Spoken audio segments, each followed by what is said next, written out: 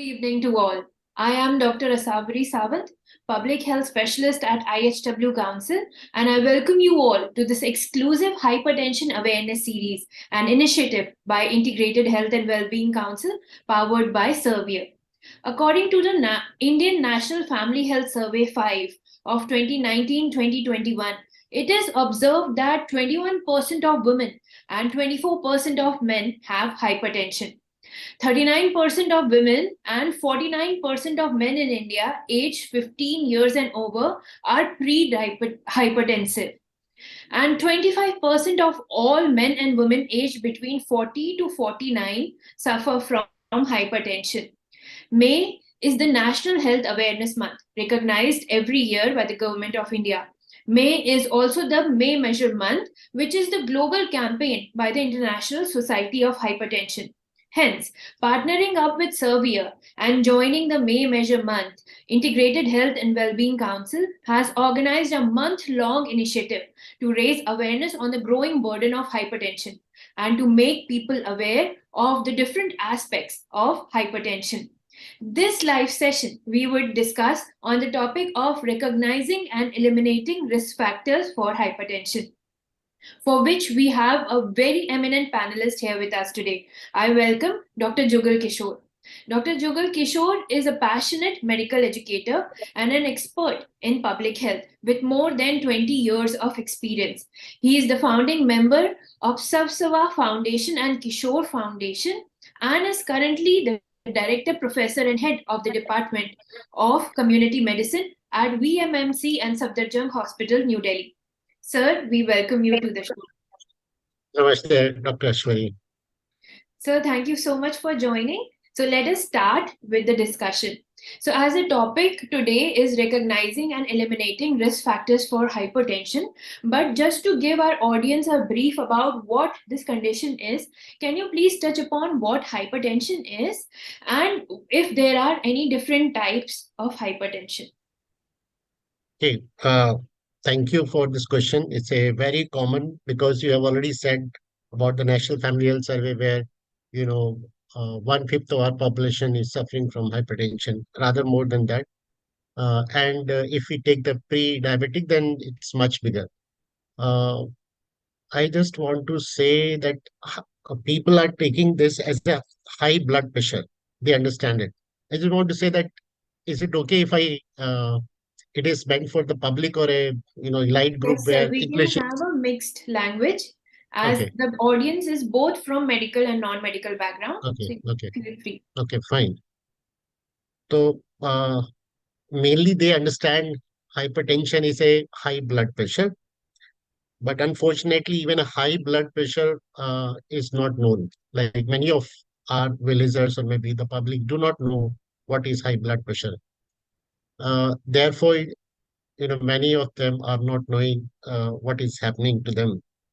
It's very important for us as health professional because this is one of the major cause of deaths and complications.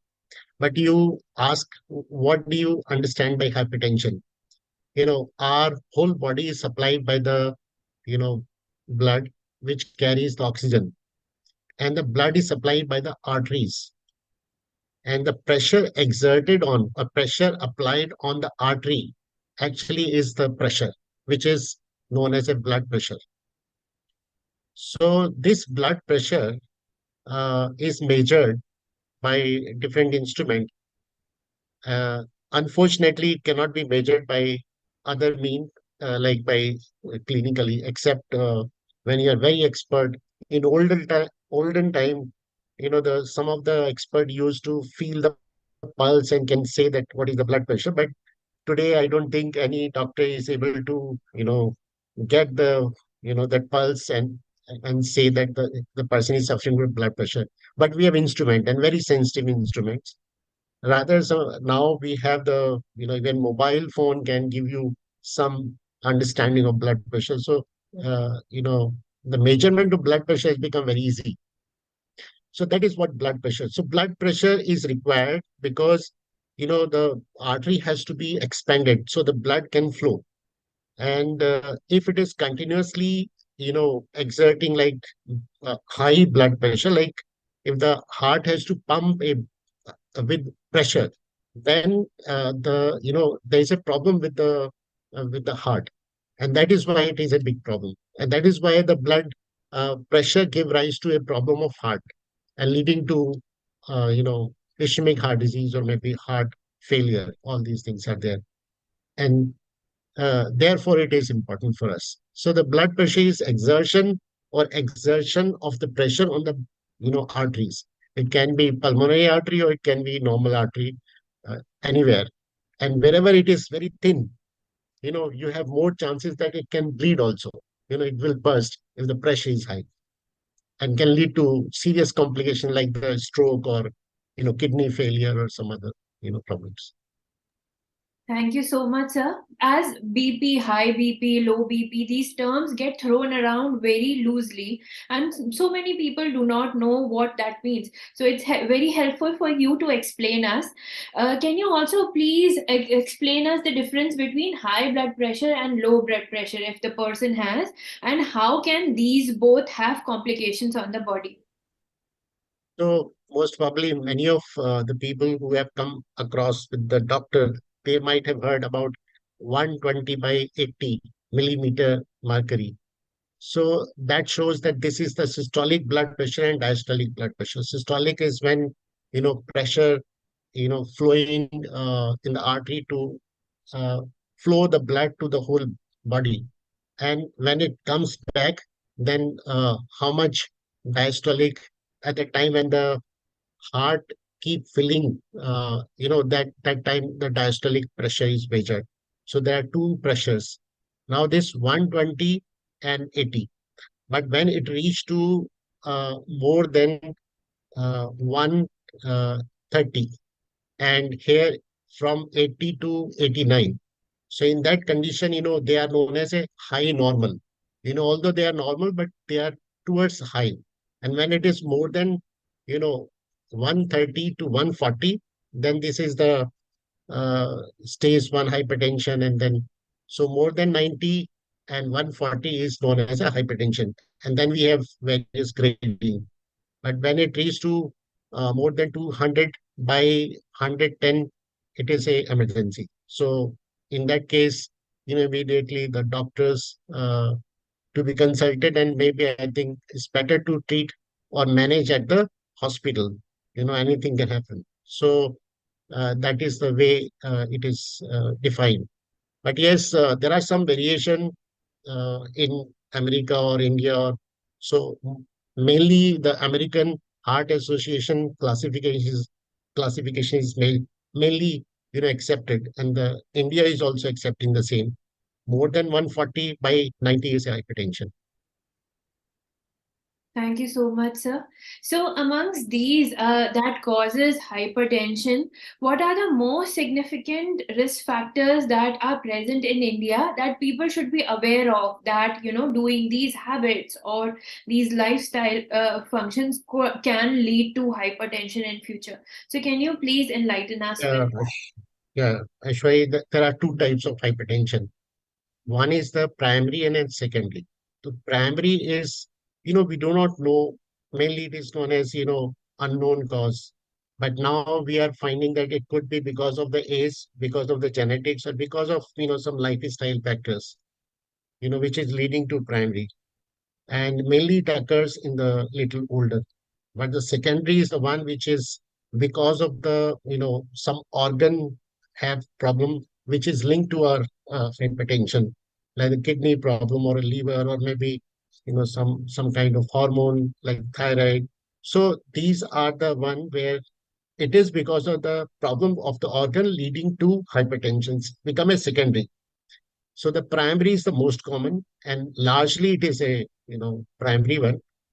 And there, all these factors which we are going to discuss are important for whole population. Secondary is well known because if we have a kidney problem or a some other problem, then it has to be managed. If it is not managed, then we will continue to suffer hypertension. So this primary cause, beside which is not known, we have many other in which lifestyle is a one, and because of a lifestyle we have inactivity, or you can say inactivity leading to obesity or high or heavy weight, or it can be like your stress can be uh, smoking, tobacco use, alcohol use, or not able to sleep properly. So there are many reasons because of that. The primary cause can be there, but usually you cannot have, smoking is causing hypertension or, one to one. So that is why this hypertension come under the category of non-communicable disease, where there is there is no, not known that how it is communicated, or it's a prolonged incubation period rather than time. So we cannot pinpoint the cause of this disease to a particular cause. There are many. So it's a multifactorial causation also. So one should not think, I do not have smoking, still I have a blood pressure. Or somebody say that I do not have, diabetes, still I have a blood pressure. So we have a genetic preponderance, or maybe susceptibility, or you can say we have a family history where the genes are there, which is still not very known, but some factors activate them and leading to hypertension. So this is, kind of, even air pollution is now known to be, or a noise pollution, air pollution, they are all linked with hypertension. Thank you, sir. So, sir, there are so many factors that have been, circulated as causing hypertension. In India, there are two most common phrases that people say कि ज़्यादा गुस्सा करोगे तो BP बढ़ जाएगा, और ज़्यादा नमक डाइट में डाल के खाओगे या ज़्यादा salty food खाओगे तो बीपी बढ़ जाएगा. So, sir, can you please clear out these two specifically for us? Are these true? Does they have a link? If so, what and how? Yeah, salt I have not said, but definitely salt play a very significant role. The sodium is the one which exert the pressure in the blood. That is why content of sodium, potassium, or any electrolyte which increase the osmolarity of the blood. So if we have a high content, definitely it is going to be a high pressure. It's lead to something, like the kidney is also affected. So kidney problem leading to hypertension. So you rightly said that stress and the salt, but mainly the salt has been identified. But the people who do not take salt still have the blood pressure. Similarly, the people who do not have any, the stress still have a hypertension. So again, I'll say that it's a multifactorial leading to only just decreased salt is going to solve the problem, or if you do not, or the people who have a meditation, going to. So what is interesting to learn by all of us is that actually it's a combination of many things. If we follow them, things will be much better than rather giving, some kind of suggestion कि ये बंद कर दो या ये खा लो या ये कर लो तो आपका सब ठीक हो जाएगा, ऐसा नहीं. Hypertension is never like this. Therefore, our advice is that to understand there are various factors. This is the characteristic of all non-communicable disease. If you say cancer, if you say cardiovascular disease, or any kind of, even a respiratory, there are many reasons, and all are contributing little bit. And whatever comes to, or you can change or can modify, you know, is much better. Those cannot be modified like the age, you cannot modify. The genetic factor, you cannot modify. So you can't do anything. Even you take the less salt. I have seen people who are taking salty, uh, mixture like to increase their blood pressure. Still, it is not increasing. 3, 4 times they're taking every day. So there is some other problem also there. So you rightly said yes. When we take a bigger uh, uh, population, so that should also be understood that whatever study we have, or say these all risk factors are measured in the population, and that population finding cannot be applied on a one individual. If we try to correlate these things, I think we can make mistakes. Completely agree with you, sir. Yeah. So on the same note, we wanted to know how does India and the burden of hypertension in India stands out on the global level of the burden of hypertension. Are Indians generally on the higher susceptibility to developed hypertension than other countries? Or are developed countries with poorer lifestyle habits and junk food, a prevalence of junk food and sedentary lifestyle are on the higher side of developing hypertension?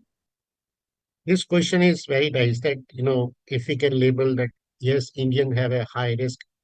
I do not agree with this, that Indian have a high risk. I know that there are countries in Asian countries where the salt intake is quite high, but they have a fiber diet and vegetables are much higher. So that is, balanced. But if you have on other side, you take salty diet and you do not have fibers and fruits, then you have a problem. So the reason of problem in India is lack of awareness. People are not aware of. There are many studies showing that many places just 12 to 15% of population knows what is the blood pressure. Then those who knows, they do not go. And there is a very interesting that rule of half. But in India, the rule of half is does not apply. Half of the population do not know whether they have a blood pressure or not. Those who know the blood pressure, they do not go or maybe seek for the help and get the treatment. And those who are on treatment actually comply. Half of them comply. But India is not like that. Rather, it is much higher. The less knowledge, less compliance, services are not available, diagnosis is not proper. So they are mix of all. Beside that, India actually largely of a rural population. And the rural population that is also affecting because our health services in rural area is poor. So whenever we have improve our rural condition, then diagnosis become important. But the problem is it's a regular treatment is required in this case. So the regular arrangement of antihypertensive drug is also a big problem. So we have a problem of rural urban, where you can definitely see a big problem here. So in combination, I can say like even in urban areas, if you look at our slum population, you know, so although population should have the better access, but availability of health services in the slum is very poor. And again, we have the similar kind of issues, and lifestyle is much worse in slums as compared to rural areas. So it's a multiple issues are there where our country become distinct from other and leading to much problem in hypertension as compared to other countries. Thank you so much, sir, for so elaborating, explaining that. So, all in all, we got to understand that hypertension, like developed countries, cannot be attributed in India to one or the other factor only. It is a multifactorial issue, and also to manage it properly, there would be different levels in the public health approach that would be required. So, as to not target just people in the urban cities, but also at different stratas of economy throughout the country. So, sir, how there are these different factors that we would be talking about. That can you please explain us, understand how can the individual manage and reduce these risks for developing hypertension? So, starting with age, diet, physical activity, stress, alcohol, and smoking. Let us start with that. Okay. So the individual, when the awareness is most important part. So through such kind of program, people come to know. At the same time, we have various media. So suppose we say the government is responsible for, say, the state government or a central government is responsible for. So it is our duty to educate all masses about the risk of hypertension and how we can identify and and manage at the individual level also. And whenever they seek help, then how best access we can provide. So that is what. So for that we have the national program also on, hypertension, cardiovascular disease, and stroke and cancers. All these things are there. But at the individual level, if uh, one is more than 30 years and he's a male, you know, we know that in male we have a high, prevalence of blood pressure. The people who are more than 30 years have the high blood pressure. Those who have sedentary lifestyle or obese have a high blood pressure. Those who are diabetic have a high blood pressure. Those have kidney problem or a thyroid problem have a high blood pressure. So these people require immediate attention and should consult to their doctors and should go and get the blood pressure checked up. If the blood pressure is normal, then definitely it is not saying that you are free from. There is a method by which it has to be measured. It is not just going to the doctor and getting the blood pressure. It has to be two, three readings. And after that, we came to know that it's sometime because of the uh, Ashwari right there. Uh, because of the uh, Yes, sir. yeah. Please go on. So I was talking about that if you get the one or two reading is not enough. One, if get the normal, then one should consult after 1 year. Regular checkups are required. If person is having some disease, then maybe a little more frequent every 6 months or 3 months. Or if he's diagnosed hypertension, then regular frequent interval is required to consult the doctor. So through that method, one can, get uh, managed self hypertension. Now, beside that, what should be done by the individual level, like, reduction of the weight. It has been found when you reduce your weight, your blood pressure, suppose you maintain in range of the normal BMI, body mass index, which is the normally we measure the blood obesity. They said that maybe I think 5 to 20 mmHg is reduced just by managing the weight. Just managing the weight. Similarly, if you decrease your salt intake or if a dash diet where the fibers or your fruit content is quite high. Unfortunately, in India, we have less consumption of fruits, and that need to be understood why Indians are poor consumption, although we produce a lot of fruits. So the consumption of fruit and vegetables are decreasing almost 8 to 14 millimeter mercury of the blood pressure. Similarly, you can see that, if you have a physical activity, and now physical activity is not just doing the physical, exercise, but something which is for half an hour can increase your, you know, heart rate and you start perspiring, or maybe you can say that brisk walk or a cycling, all these things are important. Aerobic exercise are required, not just anaerobic. The aerobic exercise is much better in this case. Then again, it has been found that at least 5 to 10 millimeter mercury is decreased blood pressure. So each individual activity, we find that it has relationship decreasing the blood pressure. So whatever you have higher, try and can decrease the moderation of. Definitely, alcohol and smoking is not at all, which is already understood that it's a very high risk, even 3 or 4 times higher risk of developing hypertension and cardiovascular disease. Alcohol also, too much alcohol, like no amount of alcohol is good. Although there are studies, and maybe I think it is funded by many farmers, many industrial group, which I don't know, but they say that moderate amount or maybe one or two pack is okay. But I say people never end into one or two pack that increase, keep on increasing. So in that case, I'll say that it's not good for a liver and also hypertension and diabetes and also increase your weight. So that's not a good. So alcohol and smoking is not at all individual level. Risk are quite high.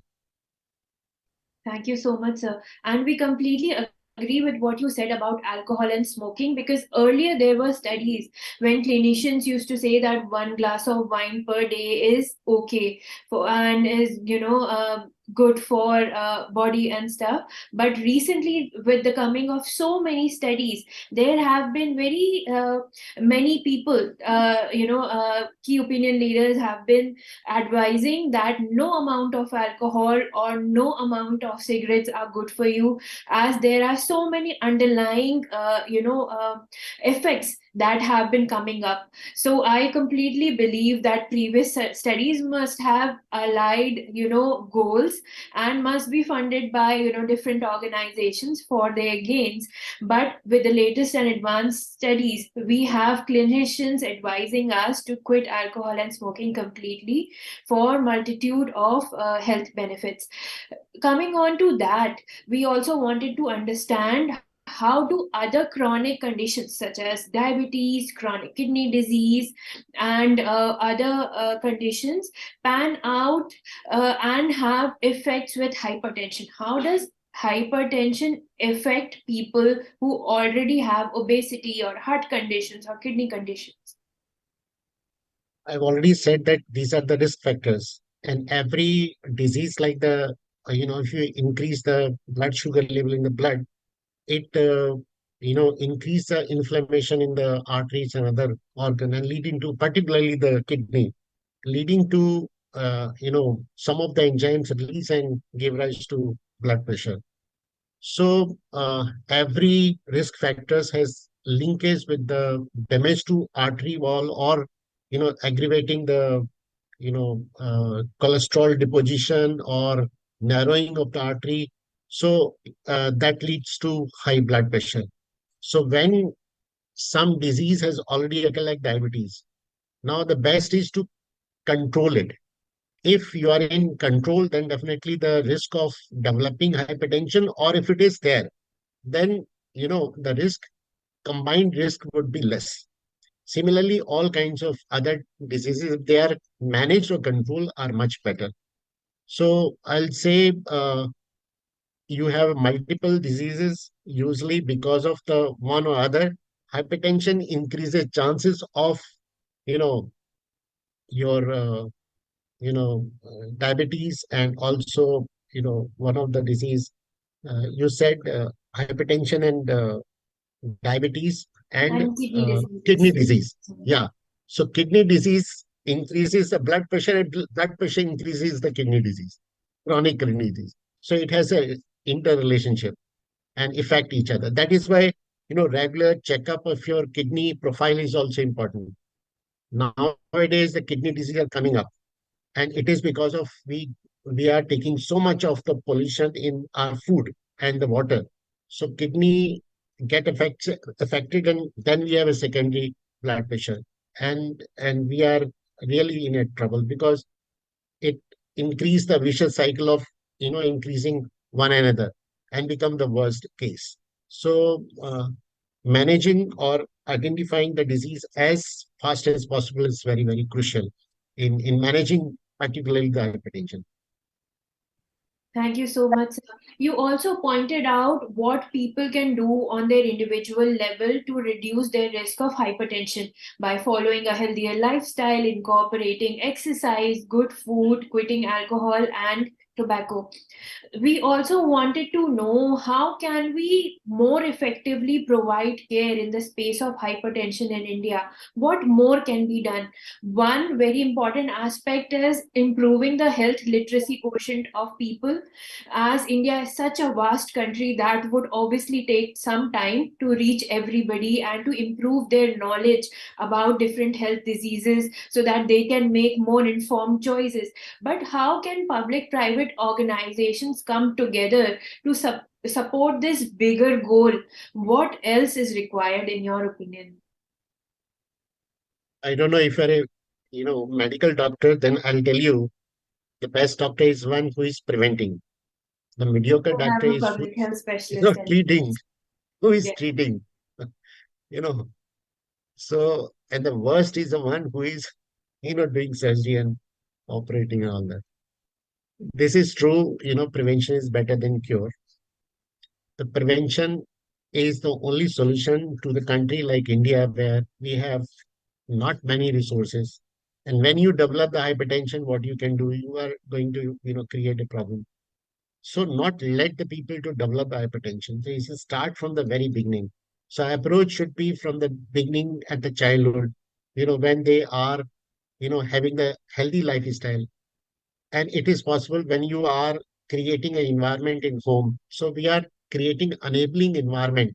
This is the job of the family, society, and country, as a government, that you are, allowing the people or say the children to develop the healthy lifestyle.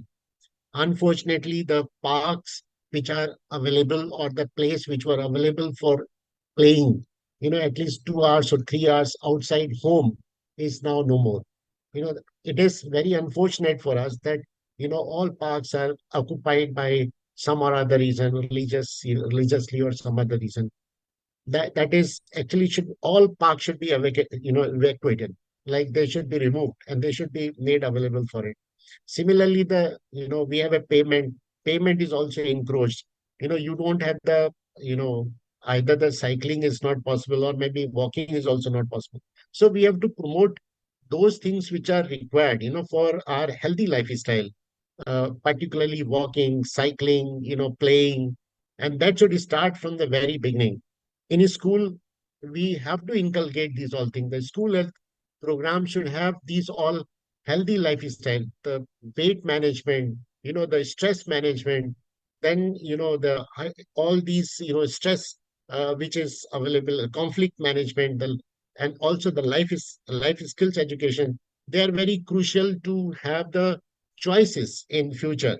What kind of choices you are going to have for eating, for having the, partnership, for their own life decisions, kind of profession they are going to have. So, and suppose you have that all these things, you know then it comes to your workplace. Now, our workplace, again, you will not find gyms or a playground or maybe resting room or maybe, good food supply. In colleges, you will go to any college or school, you will find the unhealthy, canteens, all unhealthy canteen.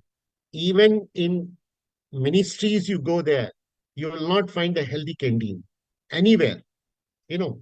So somewhere we are just talking, we are not doing concrete steps towards the healthy lifestyle. So this is actually required.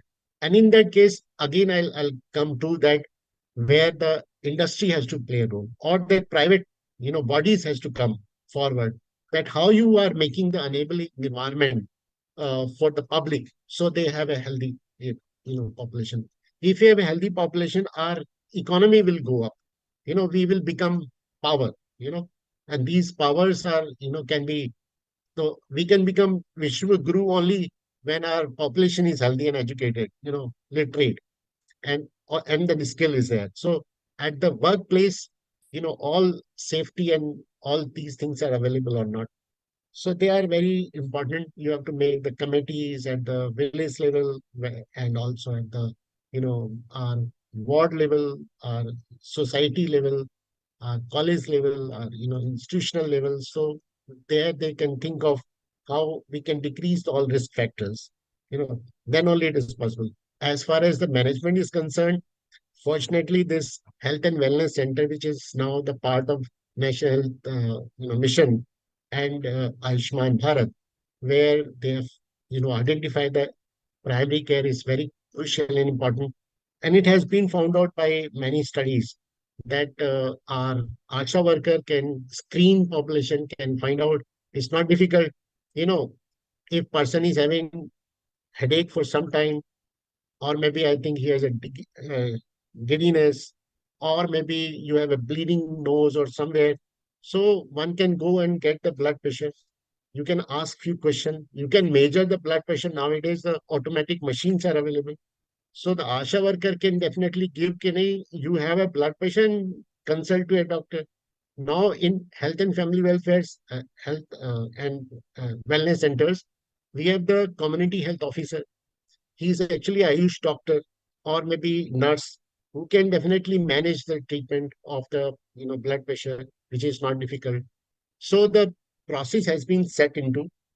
What is required is that, the community has to come forward, they have to be educated, and the private bodies has to join head together, that the blood pressure is common. They have to be educating everybody, whoever is coming, diagnose it, treat it. If you find out, keep calling them, you have blood pressure, it can give rise to these problems, not in a bad intention, but a good intention. So a kind of relationship has to be developed, that we are concerned. We are concerned of our citizens, and we should make our population free from hypertension, which is possible, not difficult. Thank you so much, sir. It was so amazing hearing all these things from such a salvord in public health. You asked me whether I am a medical doctor or not. I have done my master's in public health, and hearing all these thoughts about green cities, about planned places with green spaces and walking spaces made me realize that in India we have these shopping malls and hospitals and airports where dedicated smoking rooms are there, but no specific stalls for healthy or clean eating. I remember I had such a hard time sourcing simple boiled eggs from everywhere around me the day I, couldn't pack my own lunch and I wanted some healthy protein. So I completely agree with you that we have to inculcate an environment in totality in India to promote good health and to keep the not so healthy things at a distance, so that reaching out to healthier food options and healthier lifestyle choices is easier than reaching out to junk food and other things. So thank you so much for all the amazing knowledge that you shared with us. We could go on and on, but as we are short on time, we would end our session today here.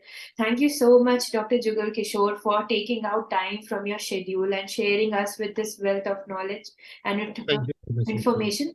We would also like to thank our partner, Servier, for partnering up with us in this brilliant activity for promoting hypertension awareness. We would also like to thank all our viewers for staying with us till the very end. Thank you so much. And we sign off now. Stay happy, stay healthy. Thank you.